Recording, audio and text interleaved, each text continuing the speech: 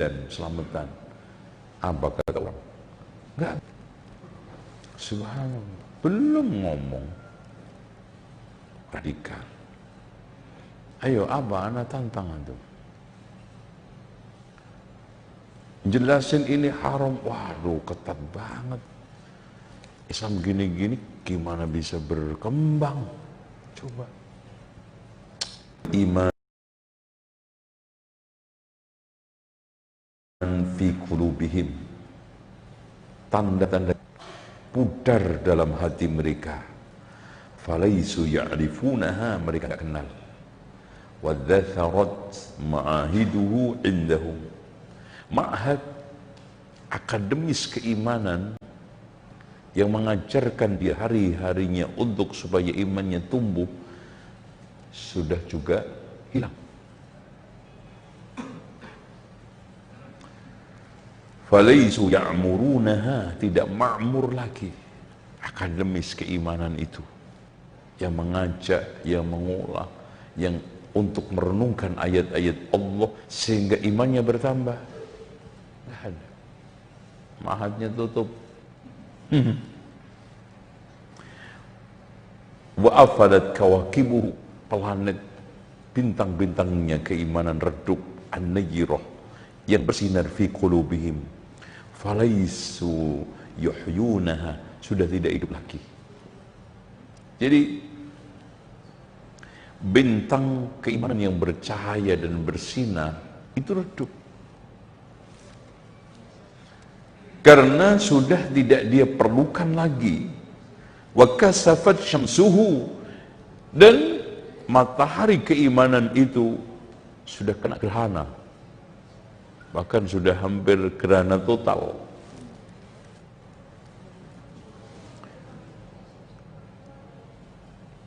Indisma'i dzulmi araihim, ketika pemikiran-pemikiran wa afkarihim, pendapat-pendapatnya, pemikiran fadaisu yubsiruna. Jadi munafik itu makin mengeluarkan pendapatnya, makin mengeluarkan pemikirannya, makin mendistorsi dan meredupkan cahaya iman.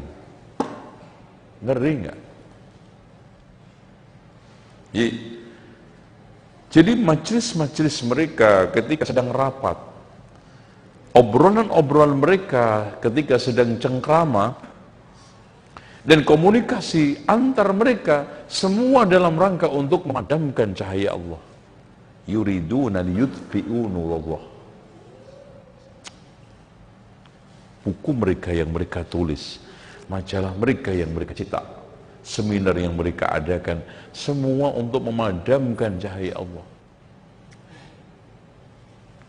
Itulah yang disebut membunuh Islam atas nama Islam. Coba, dalam bahasa mereka apa, menipu mereka. Apa itu?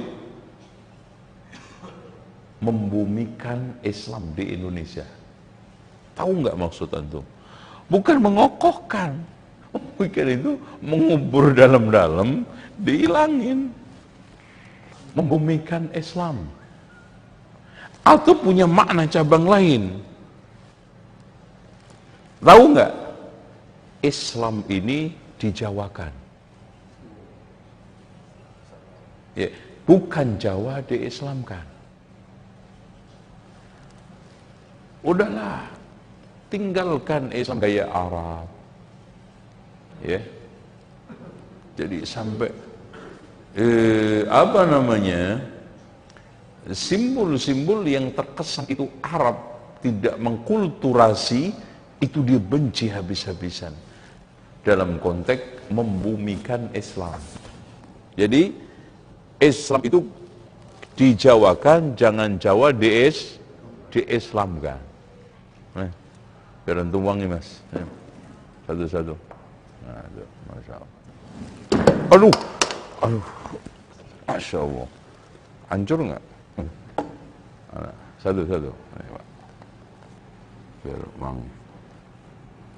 Anak bisa sodakohnya begini aja. Pak. Karena kalau sodako permen nggak laku kan. Nah, itu. Insya Allah. Kalau malam ganjil nanti istimewa lagi.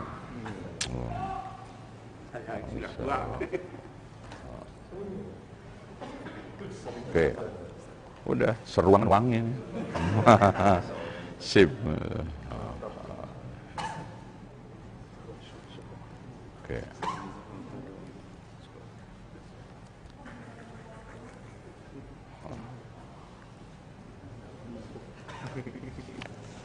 Syukran.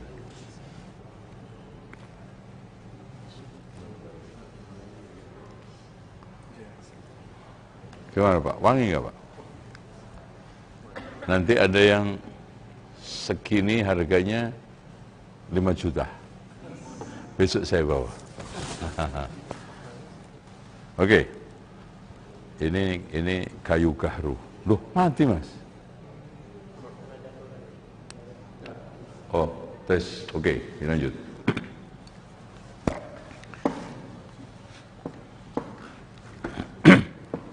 Baik. Itu Pak. Gimana Mas? Rekamannya masih jalan nggak? Termasuk jatuh tadi? Termasuk bagi-bagi ini? Masya Allah. Ini rekaman TV paling ajaib. Oke. Lam yaqbalu hadiyallahi alladhi arsala bihi rasulahu. Dia tidak akan bakal mau menerima petunjuk yang Allah dengan petunjuk itu utus-utusannya. Nggak mau. Ya. Tapi menolaknya pun dengan cara diplomatik. Wah Mas, kalau ini nggak cocok dengan dunia saya. Saya ini kan ada pihak-pihak yang tidak sejalan dengan macam seperti antum. Tidak semua orang bisa menerima pemikiran antum. Sementara saya kan tokoh nasional. Saya kan harus mengayomi semua pihak, bla bla bla bla. Ujung-ujungnya, ya itu sementara pemikiran untuk antum aja lah. Itu diplomatik enak. Ka'annahum khusyubun musannadah. Omongannya itu runut ilmiah, enak didengar seperti apa?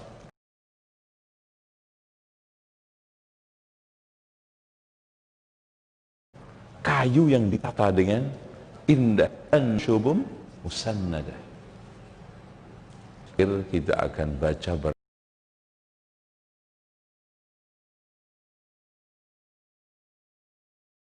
bareng-bareng surat Munafikun. Ada postingnya 80 Syawal. Ya. Nyantai, ini ngaji nyantai aja kan, itikaf. Walam yarfa'u bihi ra'sa. Dia tidak pernah bangga dengan Islam. Maknanya walam yarfa'u bihi ra'sa, maksudnya mengangkat dongak kepalanya, tidak pernah bangga terhadap Islam. Bahkan kalau Islam itu ya,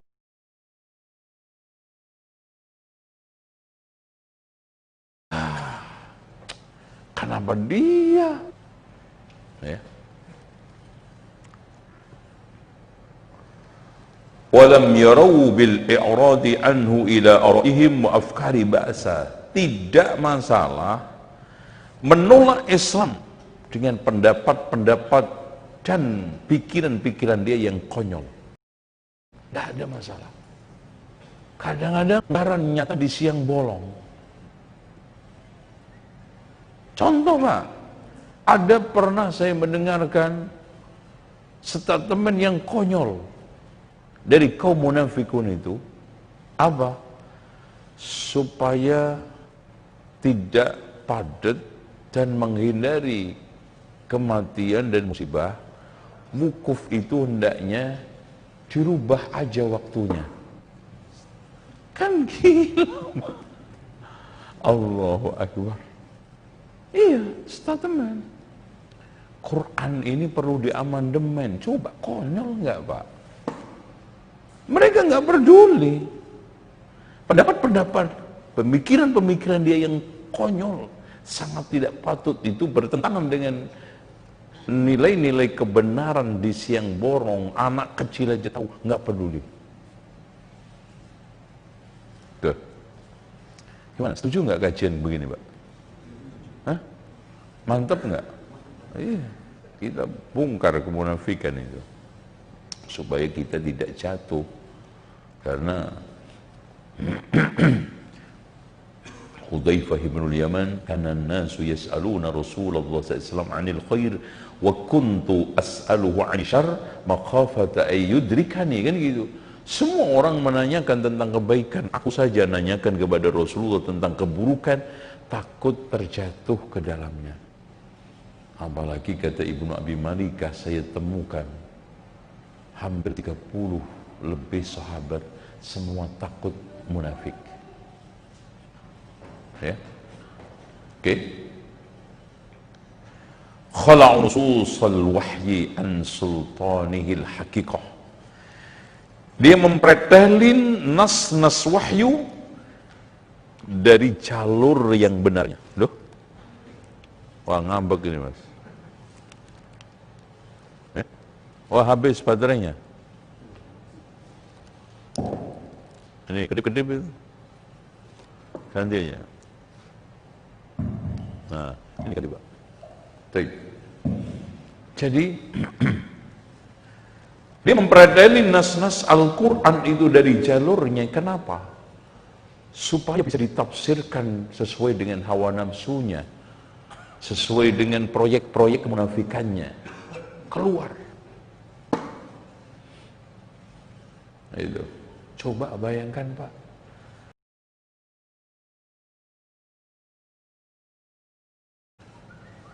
Zakat ditafsiri pajak. Coba. Setelah bayar pajak nggak usah bayar zakat. Itu tafsir munafik gitu. Copotin, dipretelin nas-nas Al-Quran itu. Dan kehidupan. Kenapa? Karena Al-Quran dan Sunnah, nas-nas wahyu ini, kalau dijelaskan, diamalkan, dijalankan sesuai dengan keinginan Allah dan Rasulnya, akan bertentangan dengan kemunafikan dia. Akan bertentangan dengan apa? Misi-misi kemunafikan dia. Wah, kalau begini, berabe dong. Nah, gitu.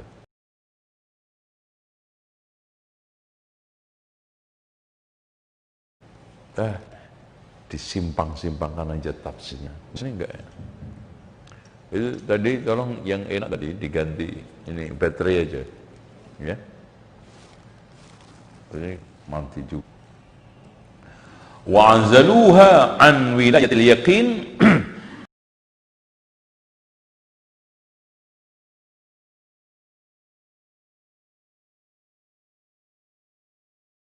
Dienyahkan dari area keyakinan umat, dijauhkan dengan berbagai macam cara. Contoh, bagaimana di Indonesia itu Al-Quran dipalingkan untuk menjadi keyakinan, menjadi suatu way of life, menjadi suatu pedoman dengan berbagai macam aksi.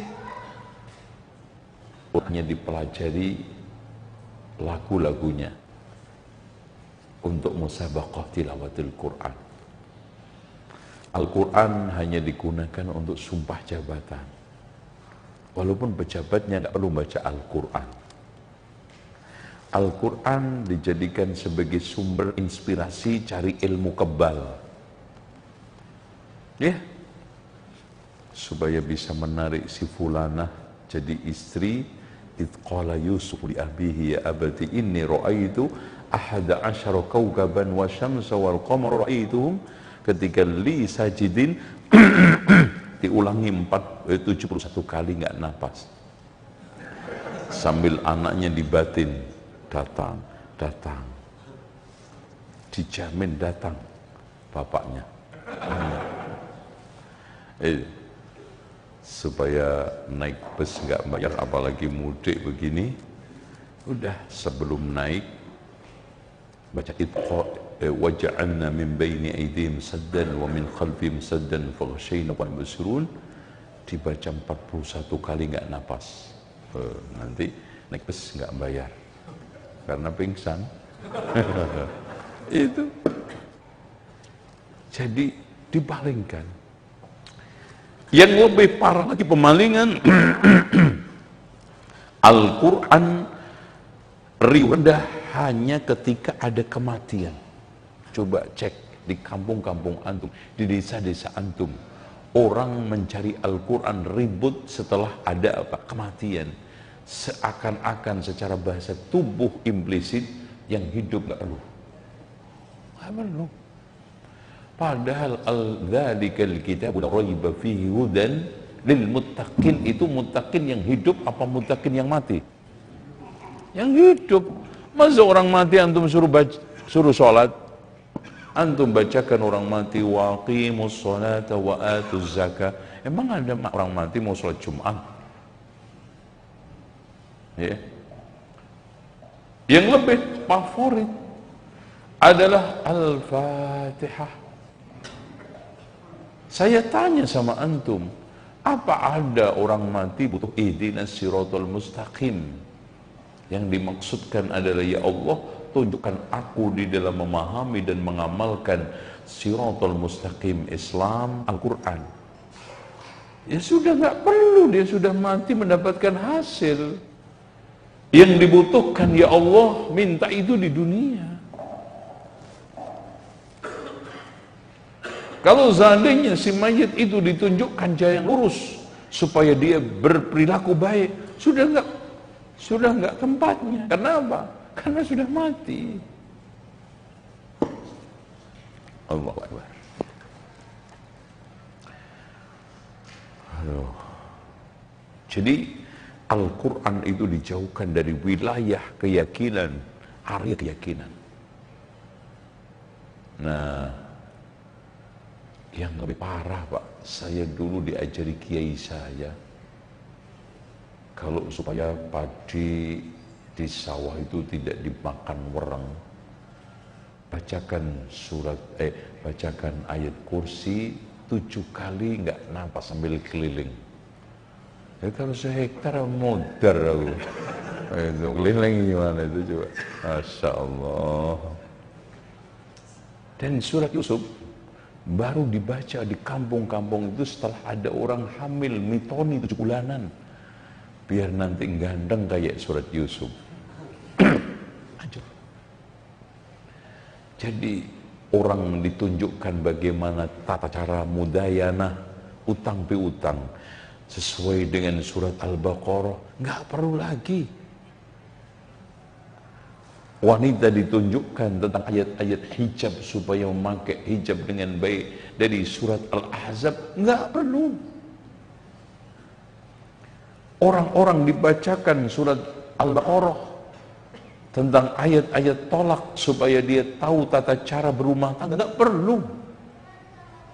Wanita diajarkan surat An-Nisa, dibacakan surat An-Nur agar dia tahu menjadi sosok seorang ibu. Seorang istri menjadi inspirator rumah tangga. Nggak penting. Malah begini ini bahaya, menciptakan radikalisme. Makanya dengan bahasa keren menjauhkan Al-Quran dan Sunnah dari wilayah keyakinan ini dengan bahasa deradikalisasi. Itu maknanya. Wong mereka itu terinspirasi oleh hobi Islam Eropa, dan Eropa itu hobinya tahu nggak? Simpul dan simpelnya, selagi Al-Quran ini masih ada di tangan umat Islam, Eropa tidak akan bisa menguasai Timur. Makanya mereka mencoba melakukan berbagai macam studi, penelitian, observasi bagaimana caranya umat Islam ini sudah tidak lagi dekat dengan Al-Quran, menjadikan Al-Quran sebagai suatu way of life. Tapi kalau untuk selamatan boleh. Yang lebih parah lagi, Al-Quran yang begitu indah diawali dengan Iqra bismi rabbikal ladzi khalaq dipindah di dinding-dinding masjid. Jadi kaligrafi, cukup. Jadi orang sudah dengan bangga, kenapa? Masjidnya sudah tertulis semua Al-Quran dari Alif Lam Mim sampai An-Nas di masjidnya, ditambah plus Asmaul Husna. Udah, wah, udah masuk itu merasa bleng, adem mas, masya Allah. Dek, aduh, ya, ntar dulu ya, nanti sama saya, ya, tenang. Itu, tapi nunggu buka dulu ya. Washannu 'alaiha gharatat ta'wilatil batilah. Mereka menyerang nas Al-Qur'an itu dengan berbagai macam takwil batil. Supaya apa? Supaya makna yang benar ini jauh dari umat Islam, umat dapat arti makna yang sesat. Itu istiwa diartikan menguasai. Bahkan yang lebih parah lagi, kebatinan di itu kelompok batini ya, semua ditakwil.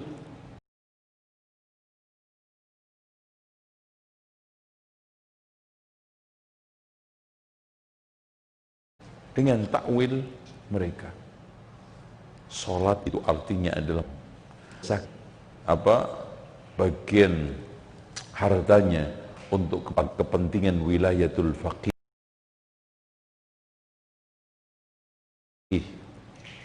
Ka'bah artinya, semuanya itu ditakwil. Dan bahkan mereka terang-terangan membuat tempat manasik palsu dan haji cukup ke Karbala. Ini kan? Ya. Takwil batil. Contoh haji hadirin sekalian. Amma yatasaaluna 'anin naba'il 'azim. Maksudnya berita heboh pengkhianatan Abu Bakar Umar terhadap wasiatnya Rasulullah, bahwa sepeninggal Rasul yang menjadi penggantinya Ali, itu diarahkan ke sana. Allahu Akbar. Washannu 'alaiha gharatat ta'wilatil batilah. Ditebarkan takwil batil di tengah masyarakat untuk menjelaskan hakikat daripada Al-Quran dan Sunnah, agar mereka tidak menjadikan Al-Quran itu sebagai keyakinan. Udah. Sekarang apa yang kita harapkan dari umat Islam mengkaji Al-Quran? Kalau mereka mengkaji akhirnya mendapatkan tafsir batil, takwil sesat, apa manfaatnya? Seperti itu. Fala yazalu yakhruj 'alaiha. Cukup. Ya, cukup. Fala yazalu kaminun ba'da kamin. Masya Allah. Jadi pelan-pelan Islam itu hilang dari tangan mereka, seutas demi seutas.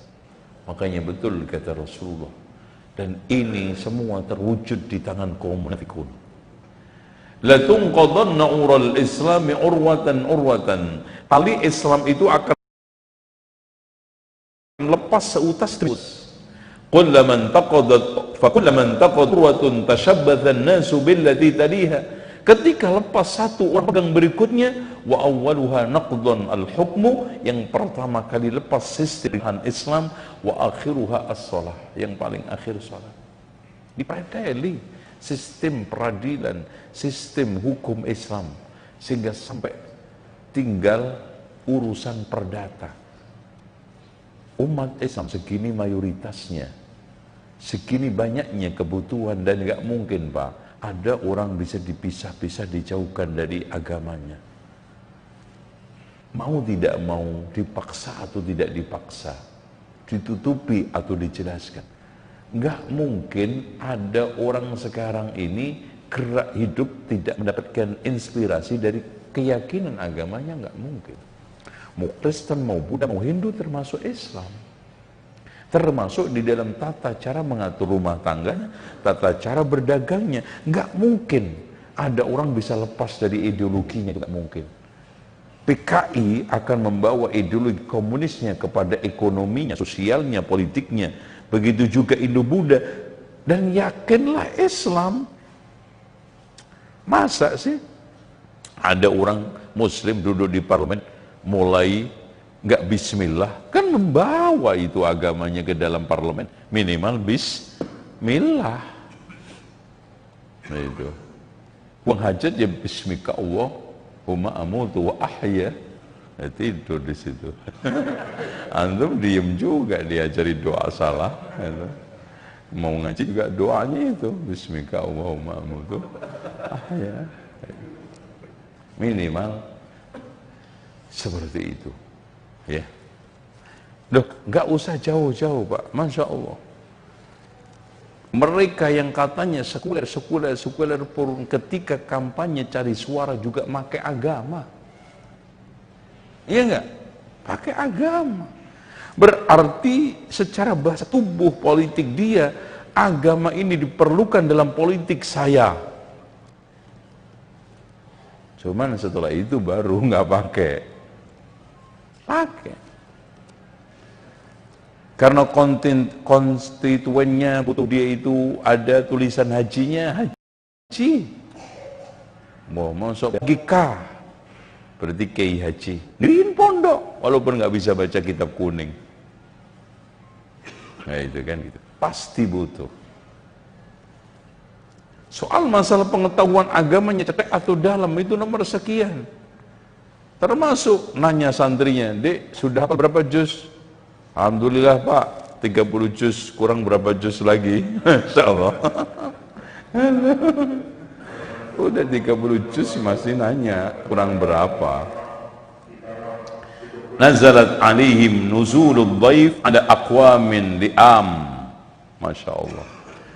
Jadi Al-Quran itu turun seperti turunnya tamu, tinggalnya tamu di Sahibul Bait yang buruk akhlaknya, nggak mendapatkan sambutan. Jadi Al-Quran itu turun seperti di tengah kaum buruk yang sangat membenci tamunya. Wah, kalau bisa itu cepat-cepat pulang. Ya, diomongin, dirasanin, digosip, dikata-katain. Ya, diem dikatain, gerak dikatain. Baru ambil makanan diajak salaman. Ya Pak, insya Allah Pak, sampai ketemu lagi. Jadi Al-Quran itu diibaratkan turun di tengah kaum munafikin seperti tamu turun di tengah pemilik rumah yang buruk akhlaknya. Nggak dapat sambutan, nggak dapat aplaus, nggak dapat apresiasi yang cukup. Akan dihina, dicela, digosip, direndahkan. Insyaallah. Faqabaluha. Gimana ini? Bi ghairi ma yanbaghi laha. Disambut tidak dengan cara yang seharusnya. Minal qabul wal ikram, dalam bentuk penerimaan dan penghormatan. Wa talaqquha min ba'id, akan disambut dengan sinis dari kejauhan. Ya, silakan Mas. Sambil sinis. Kayak dia itu butuh ngemis datang ke situ.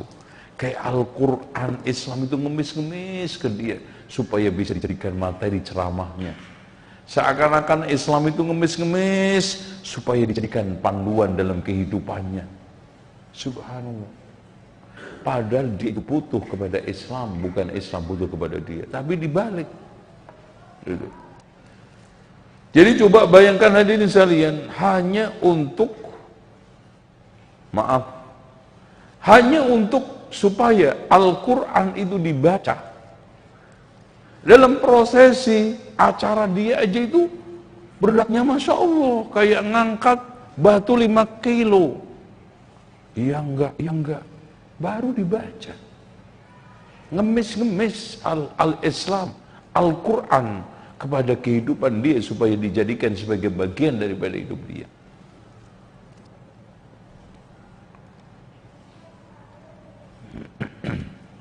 Watalaqawha min ba'id. Jadi kalau seandainya ada sambutan dingin, sambutan sinis yang seakan-akan Islam itu akan menularkan virus-virus bahaya kalau dia dekat. Walakin bid-daf'i fis suduri minha wal i'jaz. Ya. Penolakan di dadanya dan merasa lemah untuk menerimanya. Alasannya ada aja. Aduh mas, janganlah dibacain Al-Quran, ini masyarakatnya masih awam semua. Itu semua bahasanya itu bahasa menolak, mendistorti, menghilangkan, bukan menerima. Wa qalu ma lak indana min abur wa in kana la budda fa ala sabil ijtiyaz. Kalau seandainya terpaksa Islam itu dipakai hanya numpang lewat, subhanallah, apalagi menjadi stasiun hidup dia. Enggak pernah numpang lewat itu. A'iddu lidaf'iha asnafal adad udhubul qawanin. Dan dia berusaha untuk menolak Al-Quran dan Sunnah itu dengan berbagai macam cara dan aturan-aturan. Masya Allah Pak, dia dibikinkan aturan-aturan, dibikinkan undang-undang supaya Al-Quran ini tidak menjadi bagian daripada kehidupan kaum muslimin. Dijauhkan dengan aturan. Saya pernah rapat RT aja, ada seorang RT yang kebetulan pengurus-pengurusnya dan muslim ditegur, Pak, jangan membawa-bawa ayat agama ke dalam rapat RT.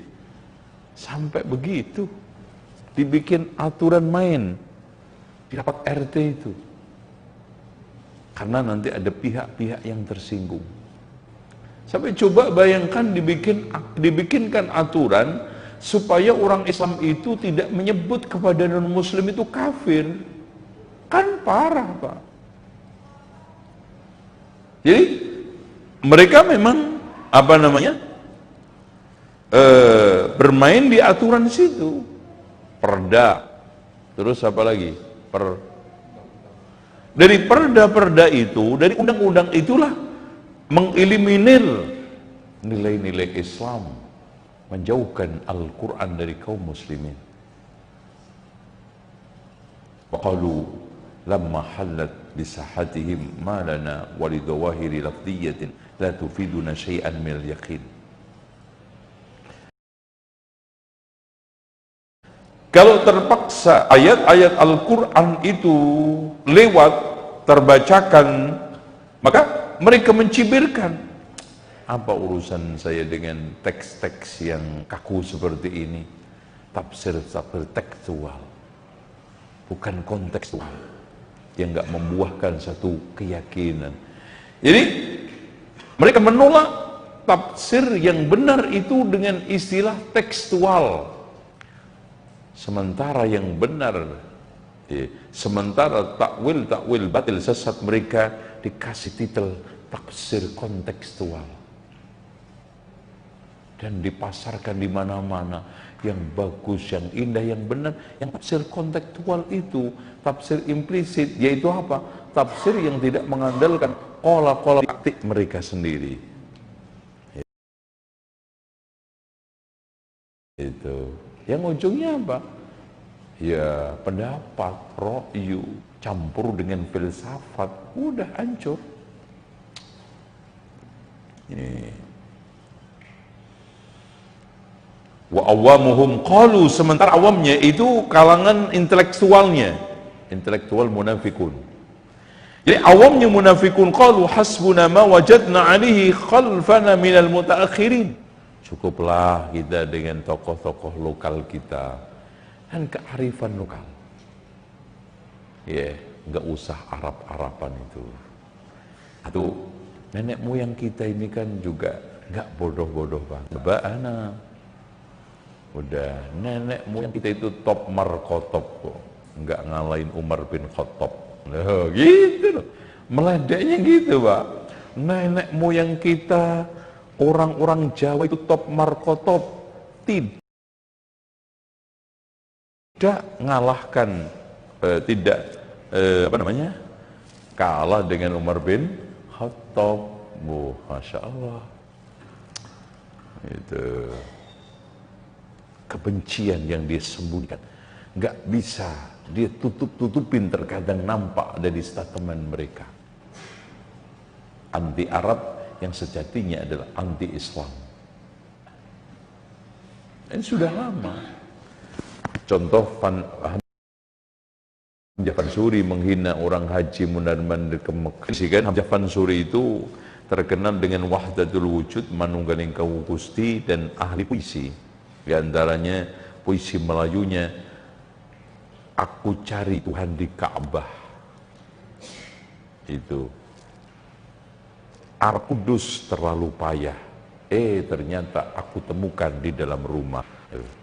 Udah nggak usah nyari ke Arab-Arab, rumah aja cukup.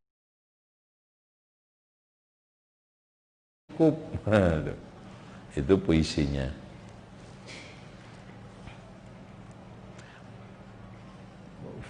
Fa'annahum a'lam bihi minas salafil madin. Mereka mengklaim lebih alim daripada salaf yang salafun salih, wa aqwam bi taraikil hujaj, dan lebih hebat dalam berargumen, barahin, mendatangkan dalil-dalil. Wa ulaika ghalabat alaihimus sadajah wa salamatus sudur.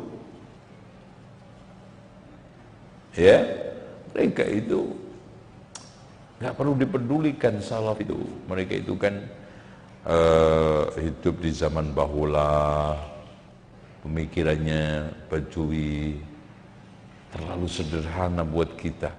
Ya memang lugu dan selamat dari sisi nggak aneh-aneh lah, nggak neko-neko. Tapi untuk diajak berpikir ilmiah, salaf itu nggak bisa. Karena hidup di zaman bahula, tinggalnya Badui dan kolot, serta tidak bau bangku sekolah.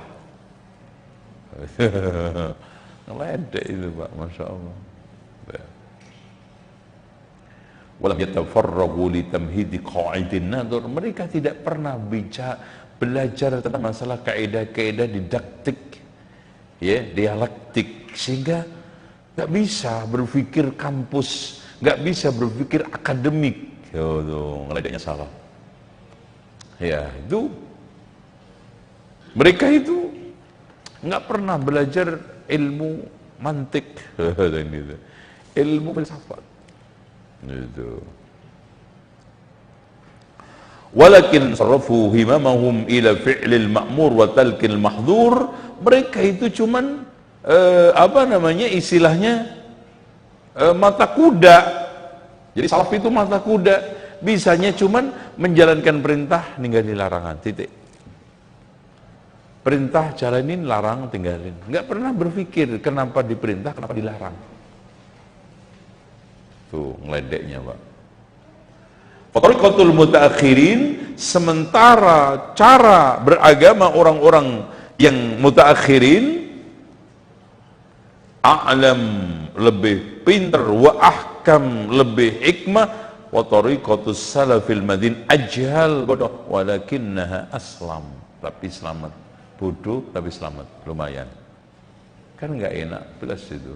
Bodoh selamat, pintar celaka gitu.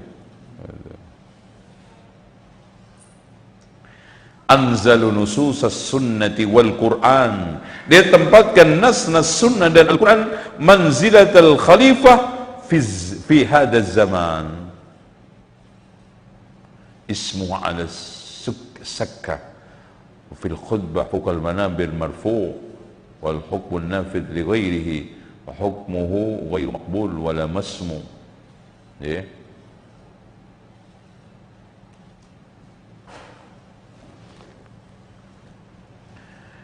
Jadi ada yang sekalian, karena anzalu salaf, karena dikatakan bodoh tadi, karena salaf itu menempatkan nas-nas Al-Quran itu seperti khalifah, seperti raja. Silakan, jangan. Kerjakan, jangan. Gitu doa aja. Kayak ini, raja. Dan nas-nas yang ada di dalam Al-Quran itu seperti mata uang. Nggak pernah dianalisa, ditafsiri dengan tafsir-tafsir yang ilmiah. Jadi tulisan Al-Quran itu seperti merek mata uang. Allahu Akbar. Wa fil khutbati fawqal manabir marfu'. Dikhutbahkan di atas mimbar. Ya, hukumnya dipaksakan untuk orang lain. Hukmu ghairu maqbul wala masmu, padahal tidak diterima dan tidak didengar. Laisu thiyaba ahli iman ala qulubi ahli zaiki wal khusrah. Ya, labisu thiyaba ahli iman ala ahli zaik wal khusrah. Mereka memakai baju keimanan di atas hati ahlul penyimpangan dan kerugian, wal ghilli wal furqan wal kufran. Ya, dengki dan kekufuran, wadh-dhawahir dhawahirul ansar wal bawatin qad tahayyazat ilal kufar. Nampak mereka itu seperti penolong secara zahir, tapi batinnya ngeblok kepada orang kafir. Fa'lisinatuhum alsinatul muslimin, lisannya nampak lisan-lisan yang pasrah, lisan-lisan yang gampang diatur. Wa qulubuhum qulubul muharibin, tapi hatinya hati orang yang bandel, keras kepala, memerangi Islam. Secara lisan kayak pasrah, secara lisan kayak mereka itu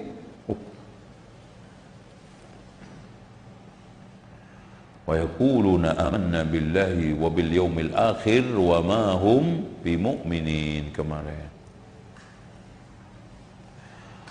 Nah, Masya Allah Pak, modal utama munafikun. Subhanallah, Ibnu Qayyim bongkar habis-habisan. Wa ra'su malihim, modal utama munafikun al-khadi'atu wal makru, menipu dan memakar. Nipu tiap hari itu, membuat tipuan-tipuan, makar-makar. Supaya tidak diketahui kemunafikan dan kejahatannya itu. Itu aja tujuannya.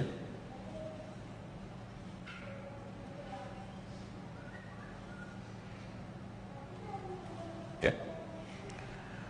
Wa bid'atuhum al-kadhib wal khatar. Jadi modalnya itu menipu, memakar.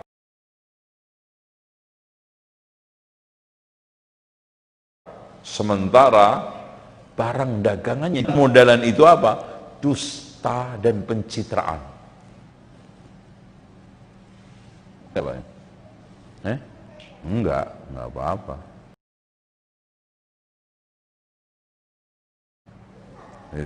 Baca buku ya kok.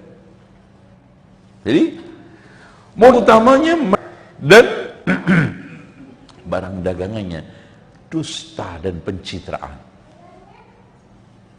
Yaitu hanya sekedar otak ma'isyah,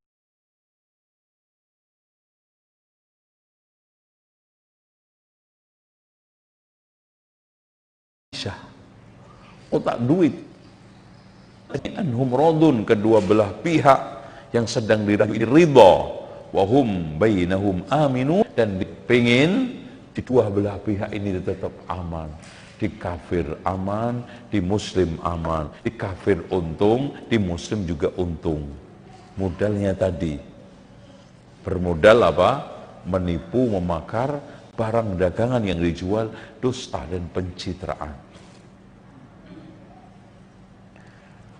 yukhadi'una Allah walladzina amanu. Mereka menipu Allah dan orang-orang beriman. Wa ma yakhda'una illa anfusahum. Mereka tidak menipu kecuali dirinya sendiri. Wa ma yash'urun. Mereka tidak sadar. Akhirnya apa artinya, Pak? Enggak sadar sebetulnya langkah-langkah tipuan dia itu nanti kembali kepada dirinya sendiri. Allah akan balikkan. Apa susahnya bagi Allah untuk menjatuhkan orang-orang munafik dalam satu saat?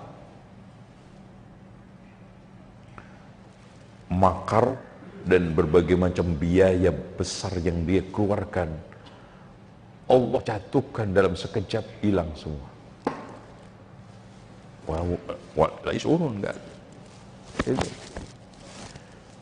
Biaya miliaran, mungkin triliunan. Usaha untuk mengeksiskan kemunafikannya, Allah bongkar dalam sesaat, Allah jatuhkan dalam sesaat, akhirnya dia menjadi hina. Mau apa? Ya. Allahumma la mani'a lima ataita wa la mu'tiya lima mana'ta wa la yanqudal jaddi minkal jadd. Enggak ada yang bisa menghalangi. Qulillahumma malikal mulki tu'til mulka man tasha wa tu'izzu man tasha wa tudhillu man tasha. Mudah bagi Allah. Sekejap Allah angkat, sekejap Allah juga jatuhkan.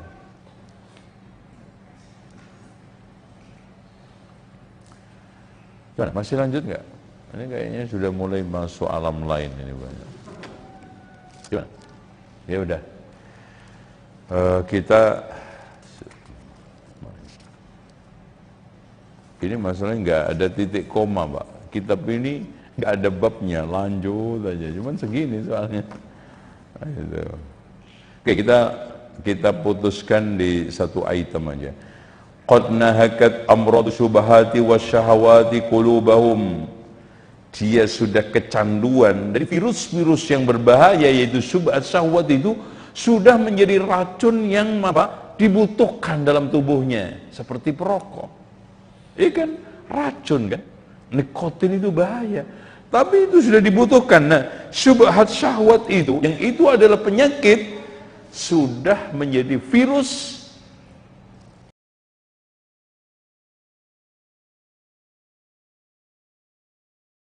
yang nyandu, yang tidak mau tidak, dia harus asup terus. Wa ahlakatha ghalabatil qalairadadihim. Maka maksud-maksud, tujuan-tujuan jahat mengalahkan apa? Gerakannya. Wa niyatuhum, otaknya itu penuh dengan rencana jahat, makar, dan ingin menjatuhkan, menghinakan kaum muslimin. Itu sudah Masya Allah di otaknya itu, keinginan untuk menghancurkan umat Islam, rencana-rencana jahat untuk memakar umat Islam, dan juga proyek-proyek Islam dibangun terus siang malam. Fasaduhum qad tarama ilal halak. Kehancuran mereka sudah sampai pada tingkat nadir. Fa'ajiza anhul atibba'il arifun.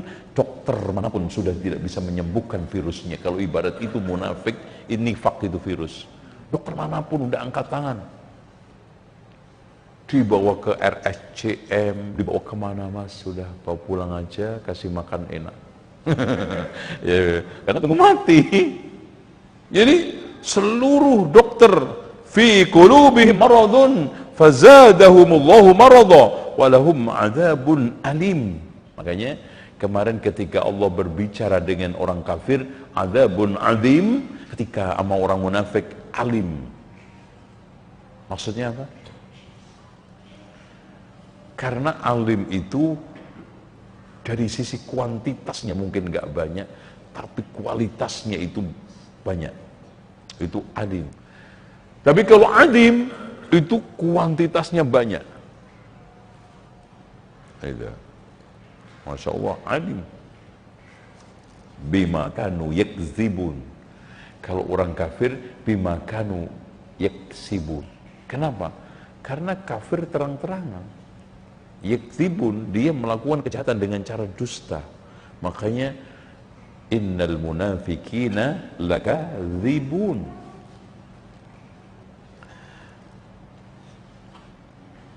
Man anlaqat makhalibu syukukihim bi adimi imanihim masaqtahu.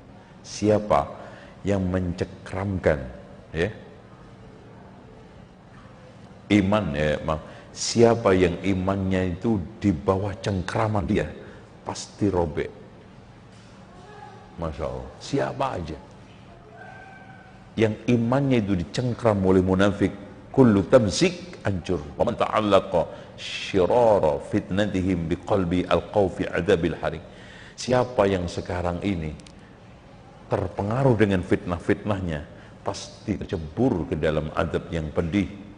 Wa man dakhalat syubhatu talbisihim, jika sekarang itu subhat talbisnya masuk ke dalam masami'im, telinga, hala baina wa baina, akan menghalangi at-tasdik.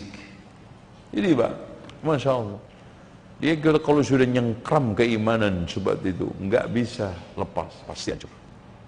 Fitnahnya membuat orang itu langsung imannya lemah. Dan yang tidak kalah pentingnya, Masya Allah, siapa saja yang mendengarkan subhat dan talbis dia, pasti muncul keraguan-raguan sehingga terhalangi untuk membenarkan keimanan, membenarkan kebenaran. Tek gitu. Makanya betul kata para ulama, asy-syubhatu khatafatun wal qulubu dha'ifatun. Syubhat itu amat menyambar, hati itu lemah. Makanya jangan gampang-gampang. Wa fasadum fil ardi katsir, kerusakan dia di muka bumi banyak. Wa aksarun nasi anhu ghafilun, tapi orang banyak enggak sadar. Itu Pak, yang aneh Pak. Jadi kerusakan yang ditimbulkan oleh orang munafik itu lebih banyak daripada kerusakan yang ditimbulkan dari orang kafir, tapi orang banyak yang enggak sadar. Wa idza qila lahum la tufsidu fil ardi qalu innama nahnu muslihun ala innahum humul mufsidun. Allah menggunakan kalimat isim bukan fi'il. Tujuannya untuk memastikan bahwa perusakannya itu suatu kepastian, nggak main-main. Walakin la yash'urun. Oke, udah cukup. Ana keluarkan antum dari alam lain dengan tanya jawab dan nggak usah ruqyah. Ya, silakan. Ya.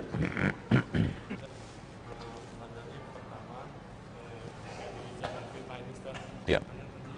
Ketika kita melihat sifat-sifat munafik, kadang tipis ya, misalnya di dalam kelompok karofiyun dan hizbiyun, kita dimasukkan sebagai kelompok munafik karena menasihati untuk taat pada pemimpinnya. Dan bagi mereka pemimpin yang sekarang adalah pemimpin yang zalim. Sehingga sifat-sifat munafik itu malah ditempatkan kepada salah nasihat bagaimana karofiyun. Yang kedua,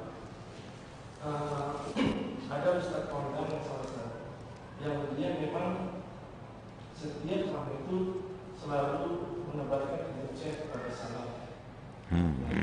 Juga menebarkan jadi seperti itu. Terus juga bahkan melakukan buku yang memang dalam tanda kutip misalnya adalah menyerang dari tentang jannah dan juga Islam. Nah, dari beberapa pembahasan kita tadi ada manifest di situ yang saya tanyakan adalah apakah Ustaz Kondang itu masuk pada ranah subhat atau ranah ikhtilaf atau kalau ini masuk pada sifat-sifat dari kebenaran. Baik. Hadirin sekalian, itulah kelakuan utama kaum munafikun, menjungkir balikkan fakta. Jadi jangan kaget. Kan Allah sudah tegaskan, wa idza qila lahum la tufsidu fil ardi, malah kita yang dituduh rusak, dia yang muslih. Qalu innama nahnu, jangan kaget. Jadi yang makanya saya katakan tadi itu khadi'ah. Khadi'ah itu kalau kita kasih gambaran itu mengecoh. Ya, barang yang baik, barang yang buruk dikecoh jadi baik. Biasanya pedagang salak yang kecil-kecil di bawah, yang gede-gede di atas, atau duku yang Palembang diletakkan di atas, yang bawahnya duku lokal mana nanti, atau yang dipajang di tempat itu pajangan duku gede-gede Palembang, yang diambilkan di kreseknya bawah duku mana aja itu, kadang-kadang ngapret kecil sepet. Nah itu bahasa Arabnya khadi'ah itu. Atau dalam bahasa lain ghish, makanya man ghasyana falaysa minna. Al-makr itu mirip seperti tukang sulap. Khadi'ah wal makr, ya. Orang ditipu tegang padahal sebetulnya biasa-biasa aja. Seakan-akan mau disembelih, terlihat lehernya dipotong. Yang nonton tegang. Bagi dukunnya ketawa-ketawa dia. Karena apa? Kita sedang dikecoh. Nah, itu makanya kita dikecoh. Dia yang munafik nuduh kita munafik. Ya. Nah, hadirin sekalian, standar kemunafikan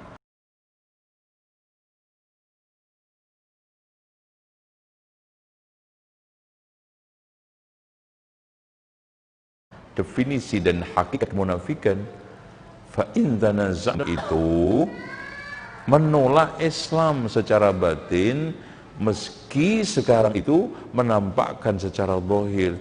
Lah kalau soal masalah kaitannya dengan tadi, ya paslon macam-macam sudah di luar ranah hakikat kemunafikan, nggak usah dibahas, gitu. Nah, yang apa tadi? Kedua, apa? Cukup, sikap kita, antum buka Al-Quran coba.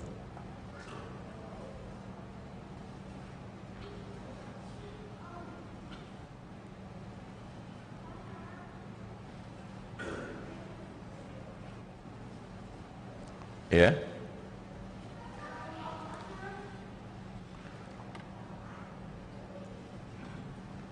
Surat At-Taubah. Nah, ini pas pertanyaannya antum, karena inilah sifat munafik. Ayat 69.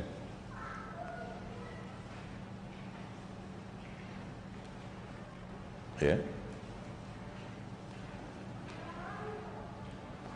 Kalladzina min qablikum kanu ashadda minkum quwwatan wa aktsaran amwalan wa auladan fastamta'tum bi khalaqikum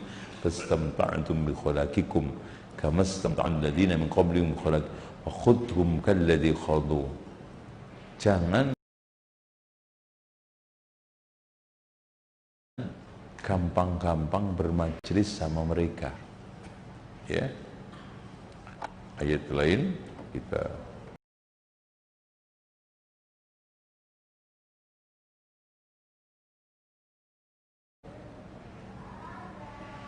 ya.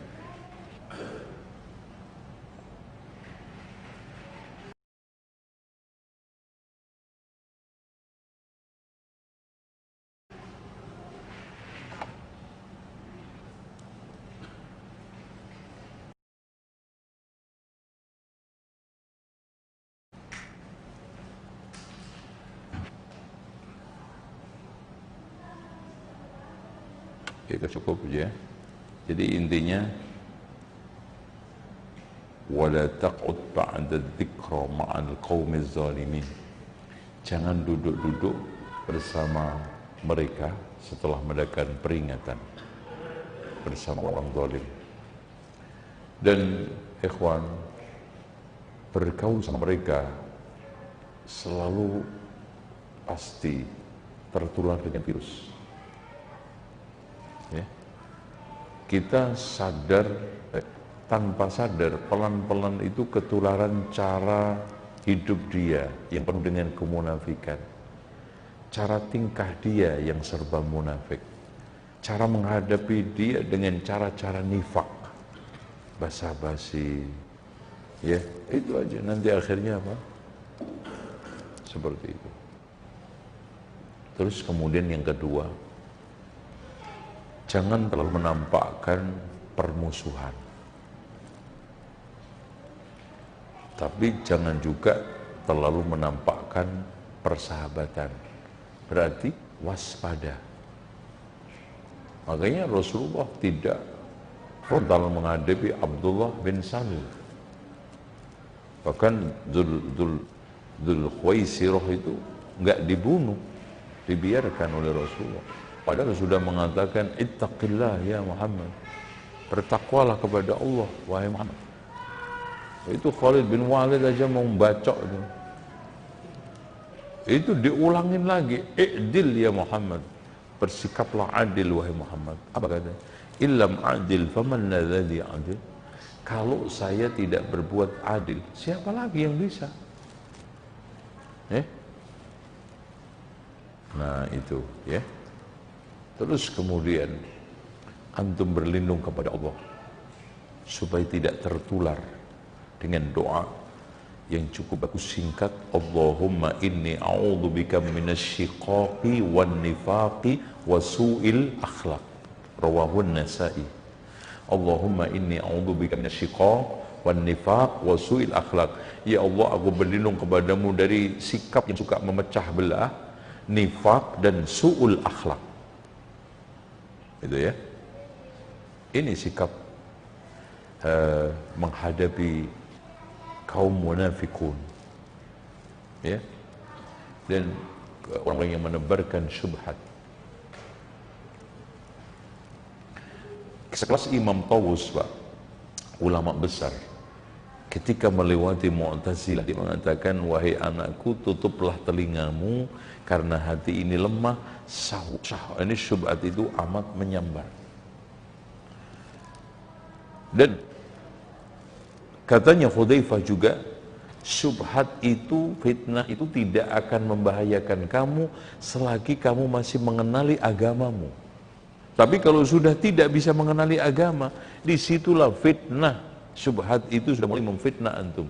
Pergi jauh.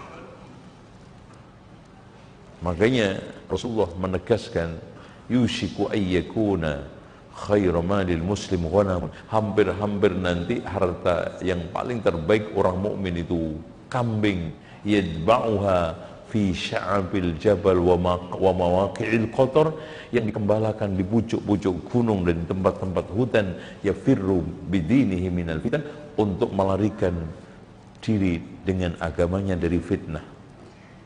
Artinya kita harus waspada dan jaga jarak betul. Sampai Rasulullah mengatakan, satakunu fitanun al-qa'idu fi khairun minal qa'im. Akan terjadi fitnah, orang yang duduk lebih baik daripada yang berdiri. Dalam lafaz lain, wan naimu fiha khairun minal yaqdan. Orang yang tidur daripada yang melek. Yang kemarin saya sampaikan, inna sa'ida laman junnibal fitan. Orang yang paling bahagia adalah orang yang dihindarkan dari apa? Fitnah. Oke, silakan bagi. Tentang munafik dengan perang pemikiran usul fikir. Ya. Ya, munculnya ghusl fikri itu karena tadi munafikun. Karena jarang sekali orang kafir itu mencanangkan ghusl fikri, kecuali memang saat-saat tidak mungkin perang fisik. Itu pun didominasi oleh orang orientalis kan. Tapi ghusl fikri yang sejatinya sebetulnya adalah intelektual munafikun yang bahaya. Kalau orang namanya namanya siapa mas? John siapa? Dengan mudah menampik. Tapi kalau sekarang yang membawa syubhat Abdullah, Abdul Khaliq, Abdul Ghani, repot. Dan dia pasti punya pengikut. Akhirnya ketika kita salahkan pengikutnya yang royok, Dan yang ajaib, kalau di dunia sosmed itu yang banyak followernya itu yang subat-subat itu, kita nyerang tawon yang lainnya ngeroyok. Nah, itu lah. Tapi kita sudah bandel. Kalau sudah prinsip, mau dikeroyok, mau dikatain ya apapun, ya sudah, biarin aja. 3 hari juga kapok dia. Itu. Oke ya. Antum juga bisa buka surat Al-An'am. Ya, surat An-Nisa ayat 140 dulu. Ini sikap munafik. وَقَدْ نَزَّلَ عَلَيْكُمْ فِي الْكِتَابِ أَنْ إِذَا سَمِعْتُمْ آيَاتِ اللَّهِ يُكْفَرُ بِهَا وَيُسْتَهْزَأُ بِهَا. Ketika turun kepada mereka, kalian, dan kalian mendengarkan ayat-ayat Allah diingkari dan diolok-olok. Makanya Allah tegaskan, fala taq'udu ma'hum, jangan duduk sama mereka. Hatta yakhudu fi hadisin ghairi, sampai dia berbicara soal lain. Artinya, jangan sekali-kali hadir ke majelis mereka. Jangan duduk bersama mereka ketika mereka itu mengupas ayat, pasti racun isinya. Enggak apa-apa ngupas durian, ngikut. Tapi kalau ngupas ayat, pasti racun keluarnya. Kalau ngupas durian, antum senang. Kenapa kata Allah, innakum idzan mislukum, kalau kamu ikut, kamu ya sama mereka, lama-lama sama. Innallaha jami'ul munafiqin. Allah ketika memberikan ancaman didahulukan munafik dulu. Innallaha jami'ul munafiqina wal kafirina fi jahannama jami'a. Ini ayat paling bagus sikap kepada orang munafik.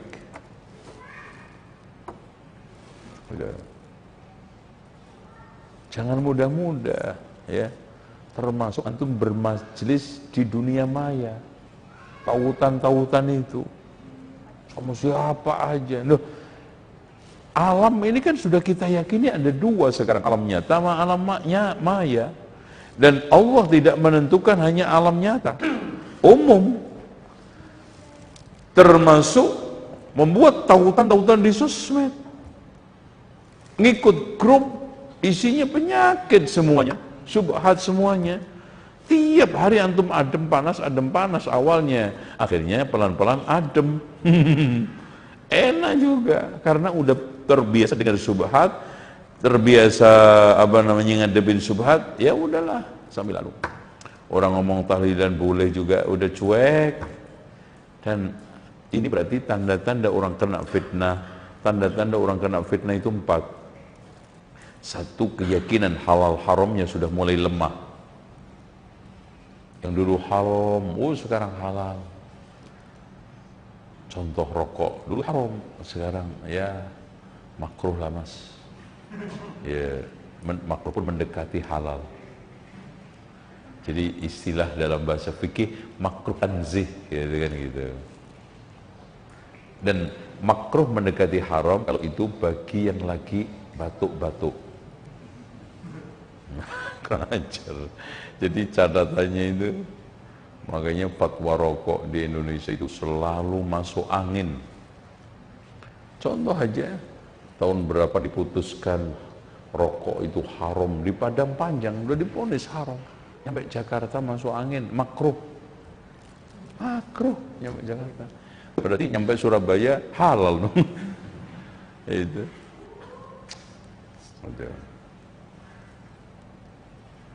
Allahu a'lam. Itu ya. Ada lagi? Ya, Pak. Terkait pada surat Al-Baqarah 69 dan ayat 10 ini, intinya jangan bermudah-mudah untuk majlis dengan mereka karena sempat menyamai mereka. Tapi ada di luar sana Ustaz yang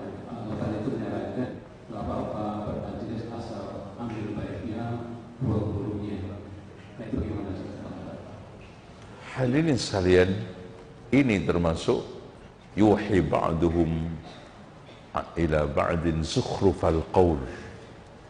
Ungkapan yang indah dan nampak sangat bagus, tetapi di dalamnya adalah racun. Ini seperti saya sering umpamakan ungkapan seperti ini, rumput hijau rano dilihat oleh penyambit rumput senang, ternyata setelah disabit bawahnya tai kebo. Waduh, aduh, langsung tai kebo mas, itu kelihatan hijau, ternyata tai kebo. Jangan, mas, saya tanya sama antum, jujur, bisa nggak orang kadang-kadang salah pakai sandal di masjid? Sering. Padahal milah sandal itu paling mudah. Keliru kok. Apalagi memilih pemikiran. Sementara Anda baru belajar, dengan mudah bilang, udahlah mas, ngaji kemana aja, ambil baiknya tinggal buruknya. Emang sandal? Sandal aja keliru. Apalagi pemikiran yang abstrak. Dan kalau memang itu yang terjadi pada diri antum, hebat banget antum bisa menyeleksi ustadz. Nah, kalau begitu antum aja yang jadi ustadz. Wong itu penyeleksi. Lah itu. Enggak bisa, Pak. Enggak bisa. Makanya Allah memberikan sikap seperti ini karena memang pemikiran rata-rata syubhat itu datang dengan bahasa lembut, halus, ilmiah, runut, dan sulit untuk ditolak. Itu contoh syubhat-syubhat kecil di kampung toh. Udahlah mas, nggak usah sekarang ini dikit-dikit tahlilan bid'ah. Kapan kita bisa bermasyarakat? Kan itu juga baik, sedekah. Masa sih jelek, orang lagi sedih dihibur, salahnya di mana? Enak semua kan? Enak semua. Itu. Terus ditambah, wong pelacur aja ngasih minum anjing masuk surga kok. Gitu. Dalilnya mantep itu, mantep. Mosok kita ngumpulin orang, ngasih makan, ngasih minum, salah. Tuh mas, gimana tuh mas? Udah deh, antum ini jangan ngaji yang aneh-aneh itu. Islam Arab. Loh kan? Udah, orang langsung dikasih kunci Inggris, Wahabi, udah selesai ke kunci. Kalau dulu menjelaskan macam-macam itu bertele-tele, dia juga nggak bisa menjelaskan bagaimana tahlilan itu supaya boleh argumennya. Sekarang udah deh mas, jangan ikut-ikutan itu, yang larang-larang tahlilan itu kan Wahabi, selesai. Jadi itu argumen simple, fatal. Tuh. Jangan ngaji ke sono, itu keras. Simple, fatal, keras. Untuk tuh bukti, lihat YouTube mau kan udah klik, oh iya pak, masya Allah tuh Ustadz Gembong Wahabi. Kelihatan di YouTube. Mudah, makin mudah untuk apa, memakan mangsa-mangsa itu. Sementara untuk menjelaskan pemikiran tidak mudah. Kata Syekh Abdurrahman Al-Yamani, ini suatu hikmah. Kenapa Allah tidak menjadikan kebenaran itu jelas sehingga tanpa belajar? Karena nanti orang dengan mudah beriman tanpa usaha dan cobaan. Dan Allah juga tidak menjadikan kebatilan itu jelas tanpa kita itu belajar. Sehingga nanti orang nggak ada yang terjebur ke dalam kebatilan. Di masing-masing itu, di tengahnya ada syubhat, supaya orang baik dalam mencari kebenaran itu ada penelitian, observasi, belajar, mikir, merenung, bahkan yang lebih tinggi ijtihad. Akhirnya di situ ada unsur pahala. Begitu juga di dalam kebatilan ini juga tidak dibuat oleh Allah jelas. Sehingga di dalam usaha untuk menolak kebatilan itu ada mikir, usaha, observasi, studi. Sehingga sampai kepada satu kesimpulan, oh iya, mantap jadinya. Kalau kebenaran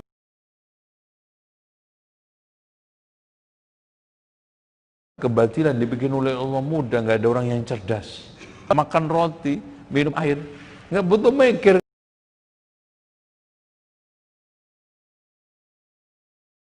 Kan tuang glek selesai, nggak pernah mikir. Tapi di sini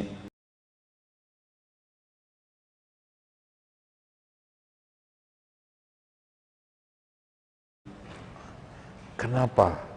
Contoh aja Pak, pikir salawatan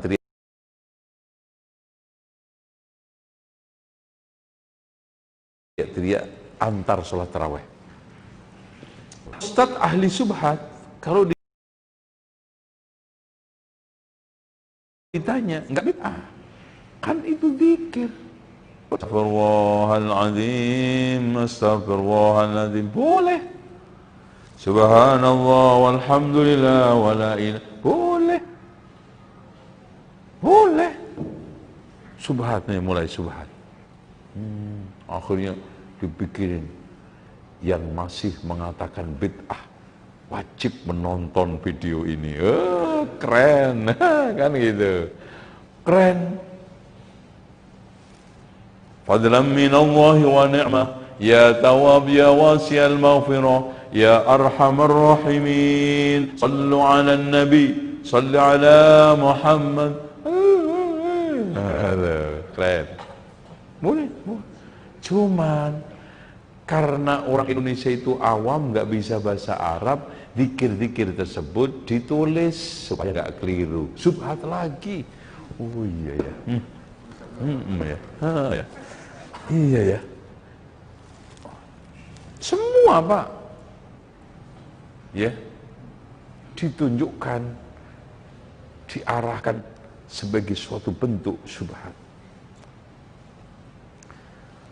Lah orang awam kan nggak nyampe mikir, beda nggak zikir sambil duduk dengan duduk sambil zikir. Loh itu kan nggak nyampe Pak.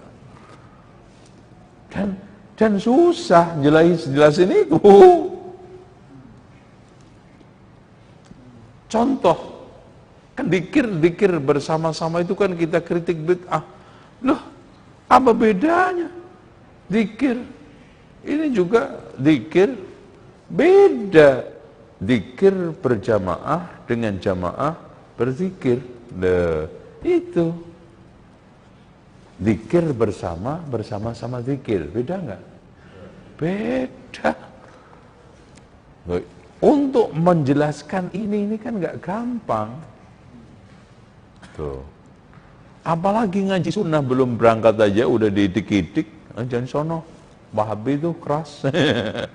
Jadi ngaji sunnah itu persis sering saya umpamakan seperti naik gunung Salak, bawa 1 kintal kedelai, didik-didik, licin lagi hujan, nyampe enggak? Itu, Mas, ngaji sunnah ini enggak direcok-recokin aja, orang banyak malas, berat, udah gitu direcokin tuh, jangan ke sono, keras.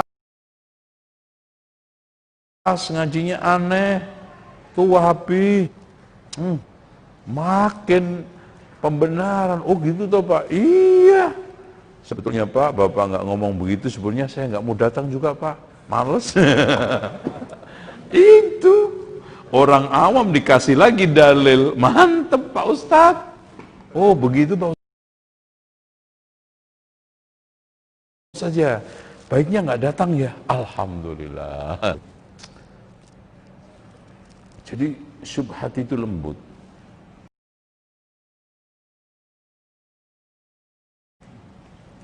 Jadi dia tidak bisa membedakan zikir ketika zikir melazimkan duduk. Karena nanti kalau zikir sambil dalam kondisi istirahat, pasti nanti ada zikir secara khusus, bacaannya khusus. Khususkan suatu yang tidak khususkan, mengharuskan suatu yang tidak diharuskan syariat. Tapi kalau sekarang duduk sambil zikir, terserah zikir apa, nggak ada zikir khusus, terserah, memang nggak ada masalah. Wadkurullaha qiyaman wa qu'udan wa ala junub. Tapi kan orang awam nggak bisa, Pak, diajak berpikir sampai sono. Antum aja nggak nyambung sampai hari ini. Itu baru denger YouTube tadi dah. Yang masih wajib menyaksikan video ini. Keren. Itu. Tapi bagi orang yang tahu dalil, tahu sunnah, punya ilmu, nggak bingung. Itu berbagai macam celotehan mereka. Allah kasih cahaya kita untuk menerangi syubhat yang remeng-remeng itu dengan apa? Ilmun nafi'. Allahumma inna nas'aluka ilman nafi'a wa rizqan thayyiban wa amalan mutaqabbala. Itu. Wallahu a'lam. Udah? Ya, ada lagi, Masya Allah. Seru ya. Tapi anak yang haus duluan nih, Mas. Ayo. Kan tadi sampaikan tanda-tanda kekurangan keimanan ada apa? Oh iya. Apa? Apa itu? Oh iya, yang nomor 2. Tanda orang terkena fitnah yang kedua, sudah lemahnya, yang pertama kan lemahnya keyakinan hal haram. Yang kedua, suka mengikuti syubhat. Nah ini. Jadi senangnya yang syubhat-syubhat itu. Ya, minimal kadang-kadang gini. Yang disenengin itu video yang ustaz diadu-adu gitu, seneng dia, wah seru nih, ya gitu kan, gitu seneng. Ngadu jangkrik aja nggak boleh, ustaz diadu antum tonton, kurang ajar kan, parah itu. Makanya saya di mana-mana hati-hati sekolah belajar di madrasah Facebookiyah, wal madrasah YouTubiyah, wal madrasah apa? WA-iyah wa Twitteriyah. Syubhat isinya. Syubhat. Iya, Google ya. Waduh, itu malah universitas Google itu. Waduh, itu apa aja diajarkan Google itu, kurang ajarnya. Nanya dukun, jawab dia. Nanya ustaz juga jawab tuh Google. Apa aja. Jadi Google itu orang paling dermawan di dunia. Apa aja dikasih. Nanya alamat kajian, kasih. Alamat pelacur juga dikasih. Aduh, Google ya. Allahu Akbar. Nah, yang ketiga, at-talawun fid din, berwarna-warni dalam beragama. Jadi talawun. Jadi beragamanya tidak satu, nggak mau dia salaf gitu aja ditandai, nggak mau, berwarna-warni supaya bisa ke sono sini. Jadi kalau orang itu sudah mulai warna-warni, ini juga dibenarkan, ini juga dipakai, ini juga dipakai, itu orang kena fitnah. Ya. Yang lucunya kadang-kadang pakai atas nama Salafi garis lurus. Waduh, Masya Allah. Garis lurus apanya? Bengkok-bengkok kayak begitu, Salafi garis lurus. Lurus ke neraka, iya. Aneh. Ya. Jadi hadirin sekalian, at-talawun fid din, berwarna-warni dalam beragama. Nah, yang keempat, sudah sering dan banyak toleran dan longgar terhadap kebatilan. Toleran sudah mulai, nggak apa-apa, biarin, nggak apa-apa, biarin. Nanti juga tobat sendiri, Mas. Ujung-ujung paling mentok, ya neraka juga tanggung sendiri, Mas. Ya, nggak usah lah antum ribut, biarin aja. Itu neraka juga dia sendiri, antum kan nggak masuk, nah, kan gitu. Udahlah, selamat SDM, selamatkan diri masing-masing. Nah, SDM. Ini tanda orang terkena fitnah. Wallahu a'lam.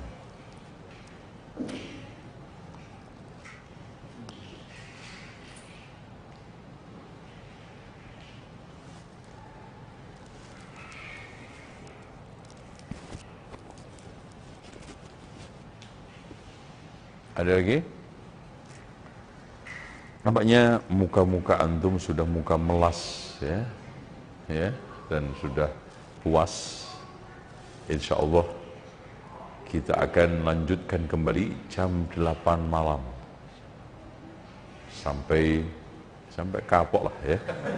Pokoknya ini ngaji nggak ada standar waktunya, ya, karena antum nggak kemana-mana, jadi ngaji sampai kapok. Apalagi malam sudah bebas makan minum sambil menikmati kue sajian iktikaf, ya, kopi break, ya, cappuccino, ya. Insya Allah mudah-mudahan nanti melek terus, ya. Ya, insya Allah. Demikian saya akhiri dengan doa kafaratul majlis. Subhanakallahumma wa bihamdika asyhadu an la ilaha illa anta astaghfiruka wa atubu ilaik. Wassalamualaikum warahmatullahi wabarakatuh.